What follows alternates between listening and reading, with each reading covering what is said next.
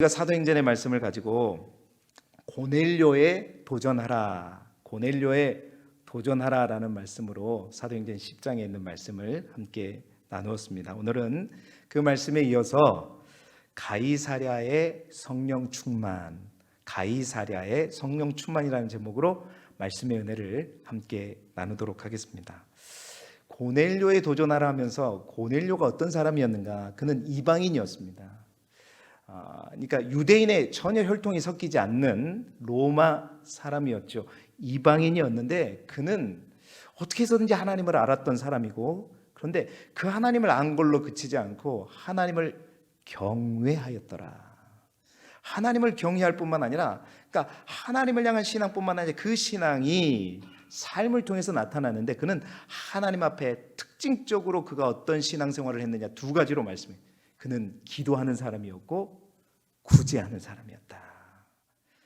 기도가 얼마나 중요하고 구제가 얼마나 중요한가를 우리가 함께 고넬료의 삶을 통해서 우리가 도전받았었죠. 올해 우리 교회 또한 그 구제에 대해서 여러분에게 지속적으로 말씀드리고, 또 그 구제에 관한 구체적인 방법들을 지금 준비하고 논의하고 있는 가운데 있습니다.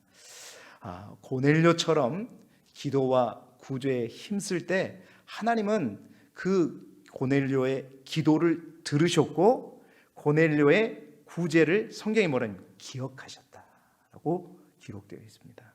그래서 하나님은 그 고넬료, 하나님을 향한 고넬료의 그 신앙 행위는 하나님의 마음을 사로잡았고, 또한 그러한 고넬료를 향해서 하나님은 하나님의 은혜의 복을 열어주셨지요. 그래서 이방인이었지만 그 고넬료를 통해서 이제 이방인을 향한 땅끝까지를 향한 하나님의 이 복음의 놀라운 계획들을 고넬료를 통해서 이루어 가시는 통로 역할을 만드신 것입니다.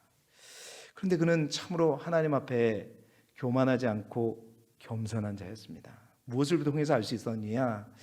일갓 어부에 지나지 않는 베드로, 물론 그가 주님의 제자요 1등 가는 제자이기 때문이었겠지만, 신분상으로는 그 당시에 로마의 백부장과 일개 갈릴리 어부는 만날 수도 없는 존재이고 같이 함께할 수도 없는 존재였지만, 그는 그 베드로를 통해서 주시는 하나님의 말씀 앞에 철저하게 겸손했고 낮아지는 마음으로 50km나 떨어진 요바에 가서 하나님의 말씀대로 베드로를 초청했고 그 베드로를 모셔다가 하나님의 말씀을 듣기 시작했지요. 이렇게 그 가이사랴의 고넬료의 집으로 베드로가 왔고, 베드로는 그곳에서 이제 십자가의 복음을 전하게 됩니다. 그 설교의 내용이 우리가 읽지는 않았지만 여러분 보시는 성경 10장 34절부터 43절까지가 바로 베드로가 고넬료의 집에서 했던 설교의 내용입니다. 자, 그 십자가의 복음을 전하고, 그리고 그 베드로가 그 말씀을 전하는 가운데 놀라운 일이 발생했다. 오늘은 거기에서부터 성경을 우리가 읽었습니다. 그 말씀을 전할 때에 놀라운 일이 발생하게 되었는데, 그것은 뭐냐? 그 성령은 어떤 성령이냐? 바로 이스라엘 백성들이 사도행전 2장에 오로지 기도에 힘쓰는 가운데 간절히 하나님께서 약속하신 그 영을 기다렸던 그 성령이었어요.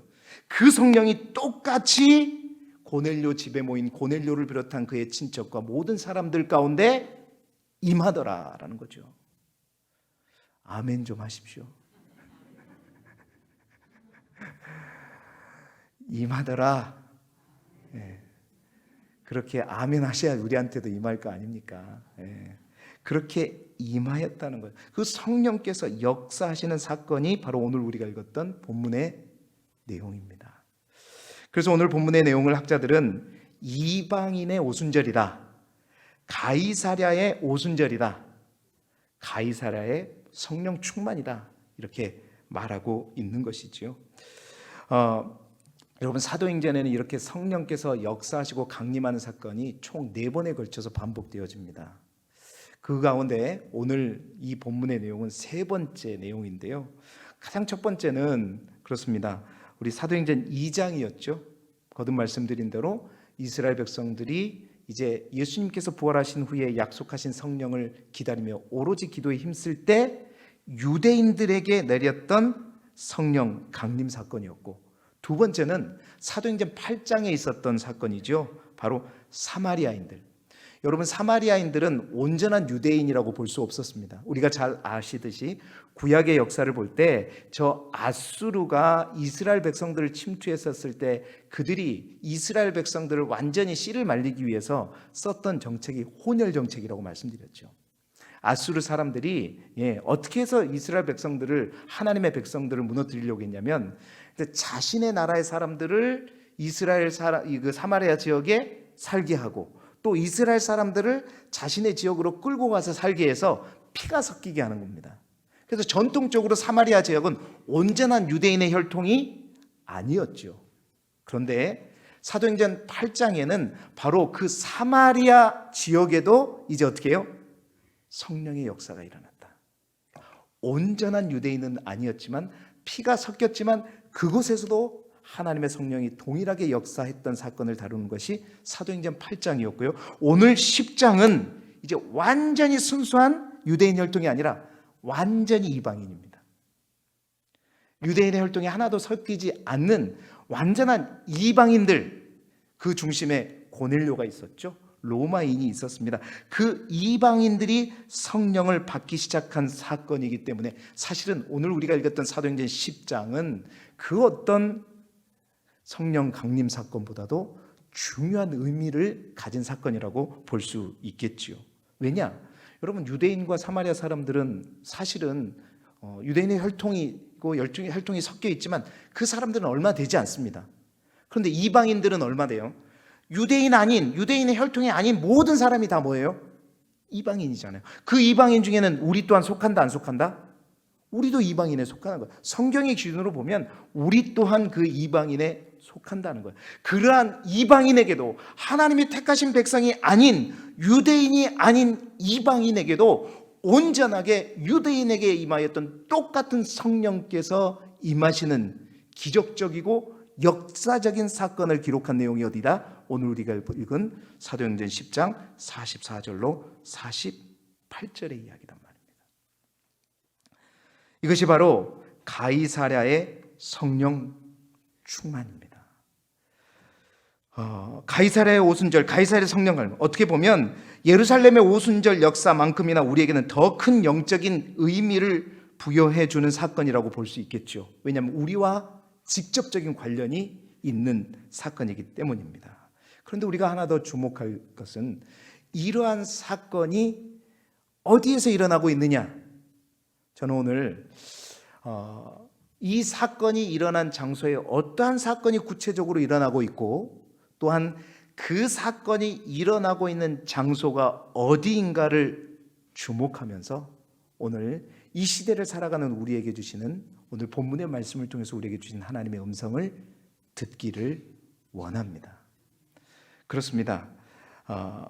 오늘 이 가이사랴의 성령 충만 사건과 동일한 사건이 정말 우리의 가정에도, 내 자신에게도, 또한 우리 모두에게도 일어나기를 소망하고, 또한 그러한 사건이 일어나는 고넬료의 집이 바로 여러분이 함께 모여서 예배드리는 이 현장이 되실 수 있기를 주님의 이름으로 축원합니다. 자, 그러면 오늘 이 사건 속에 어떠한 성령의 역사가 일어나고 있을까요? 첫 번째로는 말씀이 선포될 때 성령님이 오셨습니다. 말씀이 선포될 때 성령님이 오셨어요. 우리 44절의 말씀 같이 다시 한번 읽어보겠습니다. 시작. 베드로가 이 말을 할 때에 성령이 말씀 듣는 모든 사람에게 내려오시니. 아멘. 여러분, 성령 강림, 내가 성령의 충만함을 받고 싶었다. 그 성령 충만함은 어떨 때 우리 가운데 임할까요? 어떨 때 우리 가운데 임할까요? 사도행전이 우리에게 말해준 성령 충만의 역사가 일어나는 조건과 상황들이 있습니다. 그 첫 번째는 뭐냐면 바로 첫 번째 그 현장을 살펴보면 되겠죠. 그 첫 번째 현장이 사도행전 2장의 현장이라고 했죠. 예루살렘에 있는 마가의 다락방에 모이는 이스라엘 그 예수님의 제자들이 성령을 오순절 성령 강림의 역사를 맛보았는데 그때 뭐 하고 있을 때 그들이 성령을 받았냐? 성경은 말하고 있죠. 오로지 기도에 힘쓰고 있었다. 성령 충만의 역사가 언제 일어나느냐? 그렇습니다. 오로지 기도에 힘쓰고 간절히 부르짖을 때 성령은 우리 가운데 역사하는 줄 믿습니다. 또한 두 번째 성령의 강림의 역사, 그게 사도행전 8장에 있는 역사죠. 사마리아에 임했던 성령의 역사. 여러분 성경을 보면 그때는 어떨 때 성령이 뜨겁게 역사했느냐면 베드로와 요한이 사마리아 있는 이제 예수 그리스도를 믿고자 하는 그들에게 손을 얹어 뭐 할 때? 안수할 때 성령께서 그들 가운데 임하셨다는 겁니다. 뿐만 아니라 동일하게 사도행전 19장에 보면 에베소에서 이제 사도 바울이 사역할 때 사도 바울 또한 그 에베소 교인들에게 손을 얹고 안수할 때 그 에베소에서도 어떻게 해요? 성령께서 강림하는 역사가 일어나죠. 그렇습니다. 안수 받을 때 그 안수를 통해서 하나님의 성령은 우리 가운데 역사하실 수 있다라는 거예요. 세 번째로는 바로 오늘 우리가 읽은 본문의 말씀입니다. 어떨 때였는가? 오늘 본문은 우리에게 분명히 말씀하고 있죠. 44절. 베드로가 이 말을 할 때에, 이 말이라고 하는 것은 뭐냐면 34절부터 43절까지에 있는 베드로가 고넬료 집에서 한 설교였단 말이에요. 그 설교의 말씀, 하나님의 말씀을 들을 때에 그 말씀이 끝나기도 전에 그 말씀이 선포되어지는 그 과정 가운데 성령이 그 말씀을 듣는 모든 사람들 가운데 임하였더라. 아멘 좀 크게 좀 하세요. 지금 이렇게 말씀을 들을 게 정말 아멘하고 사모함으로 받아들일 때 그 가운데 성령이 임했다.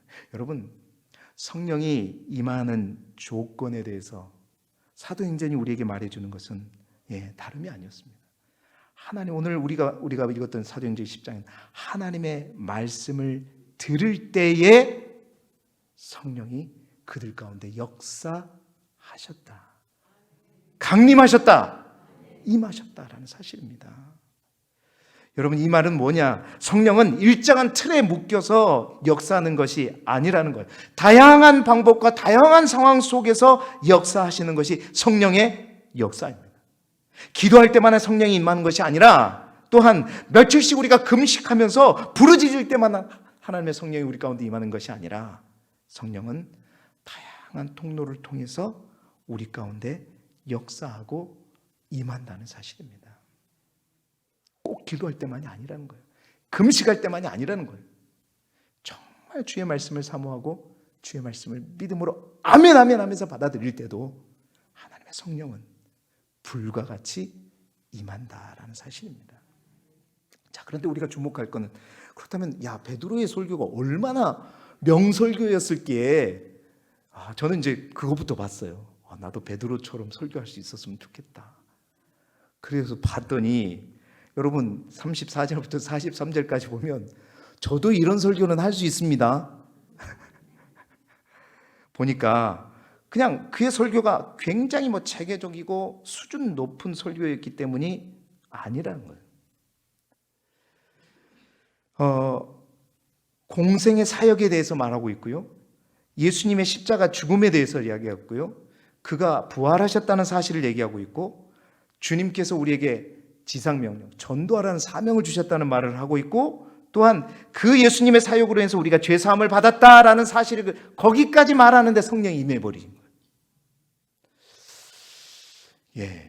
베드로의 설교가 어떤 수준 높은 철학이나 번뜩이는 어떤 아이디어나 어떤 수사학을 동반한 어떤 특별한 메시지, 아무도 생각하지 못한 어떤 메시지, 그런 메시지가 아니었고요.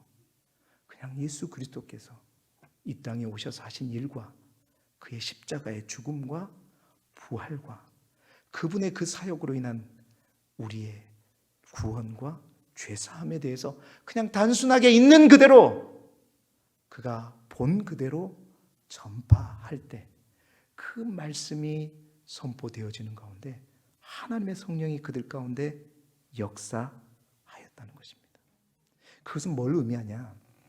어떤 사람의 인위적인 노력에 의해서 성령이 우리 가운데 임하는 것이 아니라 성령은 주도적인 하나님의 역사이고 하나님께서 그 말씀을 통해서 역사하시고자 계획했기 때문에 역사하신 것이죠. 단 필요한 건 뭐냐? 우리가 성령께서 역사하시는 것에 모든 공통점이 있어요. 다른 점은 그렇습니다. 기도할 때 성령이 임했고 또한 안수 받을 때 성령이 임했고 또한 주의 말씀을 들을 때 성령이 임했지만 이 세 가지 사건의 공통점이 있어요. 그 공통점은 뭐냐? 모두가 다 사모함과 간절함이 있었다는 겁니다. 사실 우리가 할 수 있는 건 그것밖에 없어요. 우리가 성령 충만을 받기 위해서 하나님 앞에 나아갈 때 우리가 할 수 있는 것은 뭐냐? 간절함과 겸손함과 또한 열망. 여러분, 그 열망이 사도행전 10장 33절에 나타나 있죠. 사도행전 10장 33절 말씀 우리 함께 읽어보겠습니다. 시작. 내가 곧 당신에게 사람을 보내었는데 오셨으니 잘하였나이다. 이제 우리는 주께서 당신에게 명하신 모든 것을 듣고자 하여 다 하나님 앞에 있나이다. 아멘. 이게 누구의 말이에요? 고넬료의 말입니다.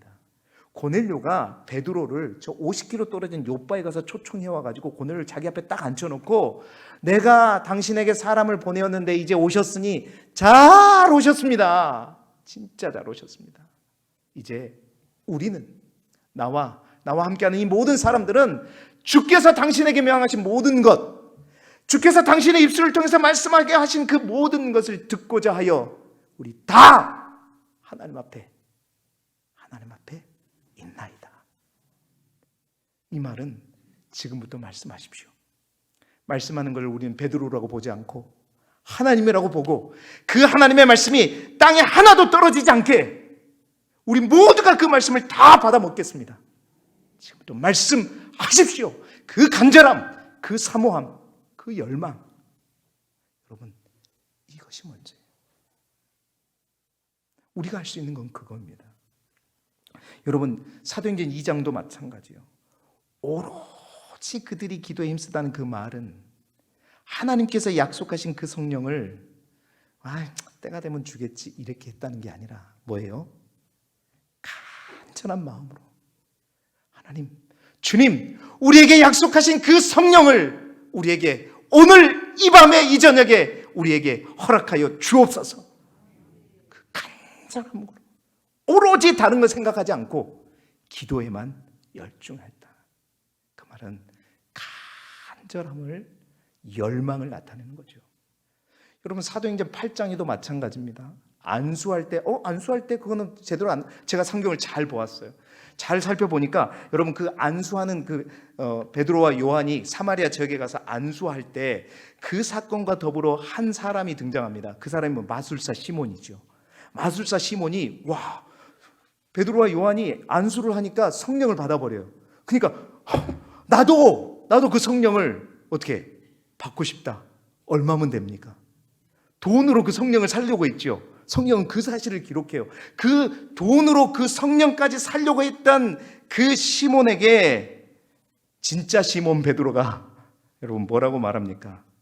내가 하나님의 선물을 돈 주고 살 줄로 생각하였으니 내 은과 네가 함께 망할지어다. 그러면서 뭐라 그래요? 하나님 앞에서 네 마음이 바르지 못하다. 다시 말해서 이 말은 뭐냐면 내가 기도할 때, 안수할 때 그들에게 성령이 임할 수 있는 것은 시몬 너의 마음처럼 뭔가 내가 가진 어떠한 것으로 그 성령을 살려고 하는 그 마음이 아니라 그들의 마음의 밭의 문제였다는 거예요. 그들의 마음의 밭이 달랐다는 것입니다. 그 마음의 밭이 달랐다는 것은 그들이 성령을 온전히 사모하는 마음, 그 성령을 향한 열망이 있었다는 것이죠. 그렇습니다. 안수할 때, 말씀을 들을 때, 기도할 때 무엇보다도 먼저는 그 속에 준비된 마음이죠. 어떤 마음의 밭을 가지고 있느냐. 사랑하는 성도 여러분, 가이사랴 성령 충만의 비결은 말씀을 들을 때였고, 그 말씀을 정말 사모함과 간절함을 가지고 또 겸손함을 가지고 그 말씀을 받을 때 일어나는 것입니다. 그래서 우리 주님도 마태복음 13장에 8개에 걸친 천국에 관한 비유를 하시면서 제일 먼저 무슨 비유를 하시죠? 씨 뿌리는 비유를 하잖아요. 그 씨 뿌리는 비유를 통해서 우리 가운데 일어날 하나님의 나라를 경험하기 위해서 우리에게 가장 필요한 것은 뭐냐? 우리의 마음의 밭이다. 우리의 마음의 밭을 먼저 점검하라는 거죠. 그 마음의 밭이 어떤 밭? 좋은 땅, 옥토라고 옛날 성경에 돼 있잖아요. 그 좋은 땅이 될 때에 그때에 100배요? 60배요? 30배의 결실을 얻는 것이다 말씀하고 있죠. 사랑하는 성도 여러분, 이 가이사랴의 이 성령 충만의 역사가 올 한 해 우리 길두교회에도 반드시 일어날 수 있기를 주님의 이름으로 축원합니다. 크게 아멘 하시는 분들에게 일어나실 수 있기를 바랍니다. 정말로요. 여러분의 가정과 여러분의 자녀와 여러분의 자신의 삶에 똑같은 신앙생활 하면서도 마지못해 교회에 오는 그러한 생활이 아니라 성령의 충만함으로 그 하나님께서 우리에게 주신 놀라운 은혜와 사랑을 누리면서 하나님 주신 풍성한 삶을 누리는 그러한 신앙생활을 해보자고요. 올해는 제발. 그러기 위해서는 우리의 마음의 밭이 중요합니다. 하나님의 말씀 앞에 겸손함으로, 사모함으로, 열망으로 나가자. 입술로는 안 하더라도 메시지가 선포될 때마다 아멘, 아멘, 아멘.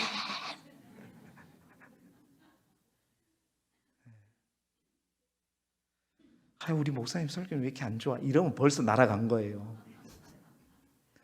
우리 전도사님들 말씀도 너무너무 좋아. 여러분, 그럴 때, 그러한 마음의 밭이 준비될 때 성령은 임하시는 것입니다. 여러분, 그 아름다운 놀라운 역사가 누구의 집에서 일어났다? 고넬료의 집에서 일어났다. 여러분의 집에서도 일어나기를 소망합니다. 그 고넬료의 집이 오늘 이 자리에 모인 이 자리가 바로 그 고넬료의 집이 되기를 주님의 이름으로 축원합니다. 말씀이 전해질 때마다 성령의 역사가 일어나고 믿음으로 반응하는 역사. 무엇보다도 중요한 것은 우리의 마음의 밭이다. 그래서 호세아 선지자는 호세아 10장 12절 우리가 잘 아는 말씀처럼 그렇잖아요. 너희가 자기를 위하여 공의를 심고 인애를 거두라. 너희 묵은 땅을 어떻게 하라? 기경하라. 저보다 더 잘 알죠? 땅 기경하는 건 뭐 저보다 완전 일가견이 있을 거 아닙니까? 옛날에 뭐 홈에 꽹이로 할 때부터 여러분 했을 거 아니에요? 지금 뭐 기계로 다 한다지만 뒤집어 엎어야 됩니다. 딱딱하게 굳어진 땅, 식어버린 땅 갈아 엎으시면 그 마음의 밭이 준비되면 우리 또한 고넬료의 집의 역사가, 가이사랴의 성령 충만의 역사가 나의 신앙생활 가운데도, 우리의 가정 가운데도, 우리 교회 모든 예배 현장 가운데도 반드시 일어날 줄 믿습니다. 성령이 우리가 찬송 부를 때, 말씀 들을 때, 기도 들을 때, 안수 받을 때, 주의 사역을 감당할 때, 전도할 때 임하여 주옵소서. 주옵소서. 두 번째로 고넬료 집에는 어떤 일이 났을까요? 성령은 어떠한 역사가 일어났을까요? 성령은 차별하지 않습니다. 차별하지 않는 역사가 일어납니다. 가이사랴 성령 충만 사건을 통해서 우리가 주목할 또 한 가지는 성령은 차별함이 없이 역사하신다는 겁니다. 말씀 선포할 때 성령이 역사한 것은 성령께서 역사하시는 방법에 관한 부분이라면, 오늘 두 번째, 성령이 역사하는 대상에 관련되는 거예요. 오늘 이 사건을 통해 베드로는 드디어 하나님께서 자신에게 보여주셨던 보자기 환상의 의미가 무엇인가를 깨닫게 되었습니다. 자, 45절, 46절 말씀 우리 화면을 보면서 같이 다시 한번 읽어보도록 하겠습니다. 시작. 베드로와 함께 온 할례 받은 신자들이 이방인들에게도 성령 부어 주심으로 말미암아 논란이 이는 방언을 말하며 하나님 높임을 들음이러라. 아멘. 여러분, 성령님은 차별하지 않는 영이십니다. 할렐루야. 하나님의 역사는 결코 차별하지 않습니다. 우리의 직분과 우리의 지위와 우리의 지역과 혈통과 무관하게 역사하시는 분이 우리 하나님이세요. 베드로는요, 오늘 자기가 고넬료가 자신을 청하고 이렇게 말씀을 드리려고 자신 앞에 서 있는 모습을 보면서 설교할 때 그 설교의 시작을 이렇게 시작했었죠. 34절 35절 말씀 다시 한번, 먼저 지난주에 읽었던 말씀 함께 우리가 읽지는 못했죠. 34절 35절 말씀, 베드로의 설교가 어떻게 시작되는지 한번 같이 읽어보도록 하겠습니다. 시작. 베드로가 입을 열어 말하되 내가 참으로 하나님은 사람의 외모를 보지 아니하시고 각 나라 중 하나님을 경외하며 의를 행하는 사람은 다 받으신 줄 깨달았도다. 아멘. 고넬료의 변화된 모습과 그 사모함과 간절함과 그리고 그 겸손함을 보면서, 야, 우리 하나님은 결코 외모를 보지 않으시는구나. 그 사람이 혈통이 뭐고 어느 지역 사람이고 그 사람의 지위가 뭐고 그것을 보시는 분이 아니구나라고 말하면서 그는 설교를 시작했어요. 그리고 그 설교를 쭉 이어갔죠. 그런데 그 설교가 쭉 되어지는 순간에 갑자기 성령께서 그 설교를 듣는 사람들 가운데 임하자 베드로와, 아까 우리가 봤던 45절 46절, 베드로와 그와 함께 할례받은 신자들이, 베드로도요, 설교는 그렇게 시작했지만 이들에게도 자기들에게, 유대인들에게 임하였던 똑같은 성령의 기름 부으심이 일어날 것이라고까지는 생각하지 못했는데 그 오순절의 성령의 역사와 동일한 역사가 바로 자기가 메시지를 선포하는 이 중에 이들 가운데 일어나를 보면서, 야, 어떻게 해요? 놀랬다는 것입니다. 깜짝 놀랬다는 것입니다. 그렇습니다. 그것을 보면서 베드로는 깨닫게 된 거죠. 나에게 보여주셨던 그 보자기의 환상이 어떤 것인구나. 그래서 베드로의 그 고정관념, 혈통에 막혀있던 그것들이 완전히 깨어지게 된 것이죠. 그렇습니다. 우리 하나님은, 성령님은 차별하지 않으십니다. 오늘 이 고넬료의 집은 성령 안에서 이제 모든 차별이 무너진 집이었습니다. 이 안에서 어부도, 백부장도, 말단 군인도, 농부도 아무도 차별이 없는 것이 바로 고넬료의 집이었습니다. 바로 고넬료의 집은 신분의 차별과 혈통의 차별과 지위의 차별, 지역의 차별, 능력의 차별, 그 모든 것이 다 무너진 곳이 고넬료의 집이었죠. 저는 2023년 우리 길주교회, 우리 믿음의 공동체가 고넬료의 집처럼 차별이 없는 공동체가 되기를 간절히 소망합니다. 교회 안에 들어오면 어떤 지위에 있으나, 어떤 영향력이 있으나, 어떠한 힘과 어떤 재물을 가지고 있으나 똑같이 하나님의 자녀이고 하나님의 백성인 줄 믿습니다. 똑같이 하나님께서 피로 값주고 사신 귀한 하나님의 자녀라는 사실들을 잊지 않기를 바랍니다. 우리는 사람들에게 너무 쉽게 차별의 꼬리를 붙여 가고 있습니다. 저 사람은 문제가 있어. 저 사람은 삶이 안 돼. 문란해. 못됐어. 각각 꼬리표를 붙여가면서 우리 마음의 장벽을 세우고 살아가죠. 죄에 빠진 인간의 본능은 그럴 수밖에 없습니다. 그러나 교회에서만큼은 고넬료의 집처럼 성령이 우리 가운데 임하시면 그 모든 차별이 우리 안에도 무너지게 될 줄 믿습니다. 성령이 임하지 않는 자들에게는 여전히 차별이 있고 여전히 소외되는 사람이 있을 수밖에 없습니다. 성령은 통하는 영이고 하나 되게 하시는 영입니다. 그 성령이 우리 안에도 충만하게 역사하게 될 때 우리 안에 있는 모든 신분과 지위와 모든 것들은 다 깨질 것이고 교회는 진정한 하나가 되어질 줄 믿습니다. 정말 우리 교회에서는 그 어느 것도 자랑하지 말고 오직 주님의 십자가만, 주님의 십자가의 복음만 자랑하는 우리 공동체가 되기를 소망하고, 정말로 가진 자나 약한 자나 없는 자나 지혜로운 자나 미련한 자나 동일하게 정말 가치 있는 자로 여기고 함께하는 이 고넬료의 집이 우리 길쭉교회, 우리 공동체가 될 수 있기를 소망합니다. 하나님은 차별하는 분이 아니라 엄격하게 말하면 구별하시는 분이에요. 하나님에게는 차별이 없습니다.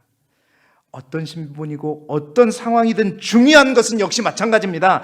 그 사람의 조건과 환경이 아니라 그 사람의 중심인 거예요. 믿음이 있느냐, 확신이 있느냐, 하나님을 향한 열망이 있느냐, 사모함이 있느냐, 간절함이 있느냐, 우리 주님은 그것을 보십니다. 사랑하는 성도 여러분, 오직 하나님을 향한 강한 열망과 사모함을 가질 수 있기를 바라고, 올 한 해 우리 길쭉교회가 그러한 믿음의 공동체로 더욱더 성숙되어질 수 있기를 소망합니다.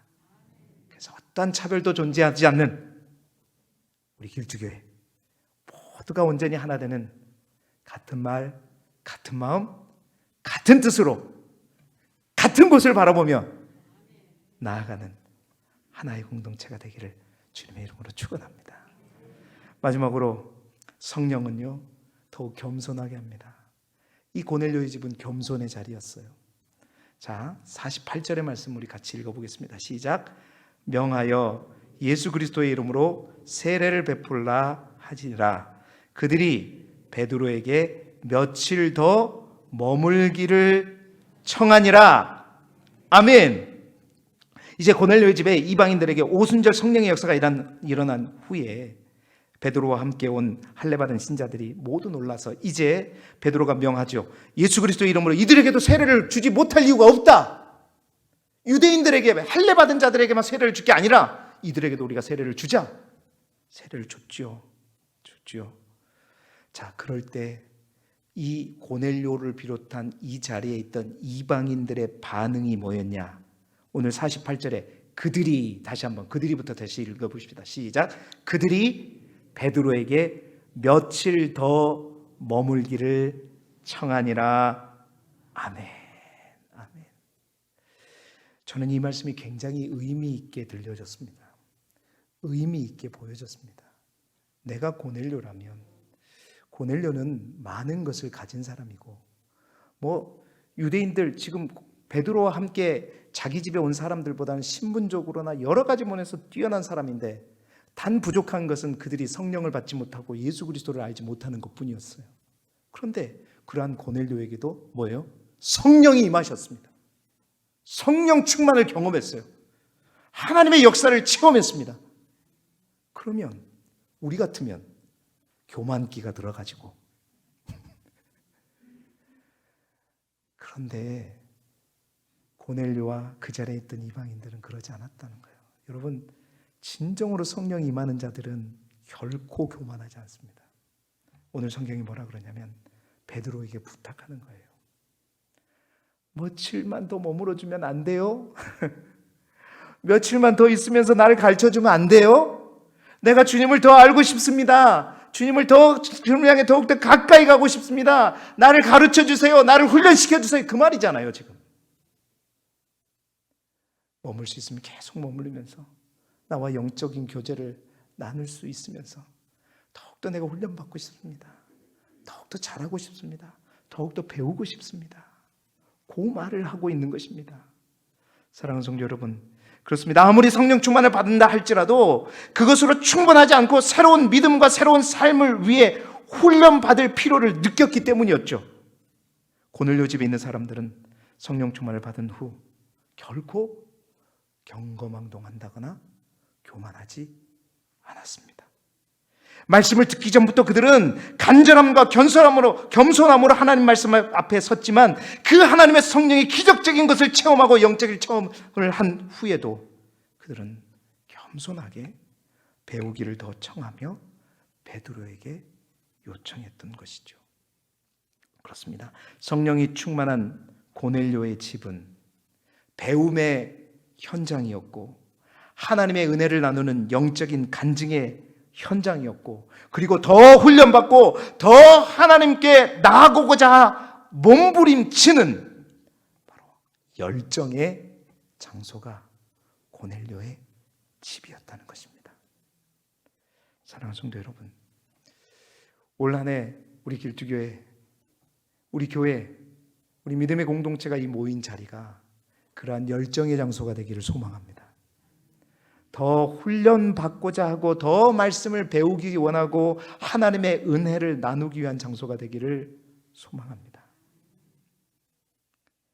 내가 영적인 체험을 했다고 해서, 내가 또 뭐 영적인 은사를 받았다고 해서 누구를 무시한다거나 누구의 믿음을 저급하다고 함부로 말하거나 그러지 아니하고, 벼가 익을수록 더 고개를 숙이듯이 정말로 하나님의 성령의 은혜를 받은 사람은 결코 교만하지 않습니다.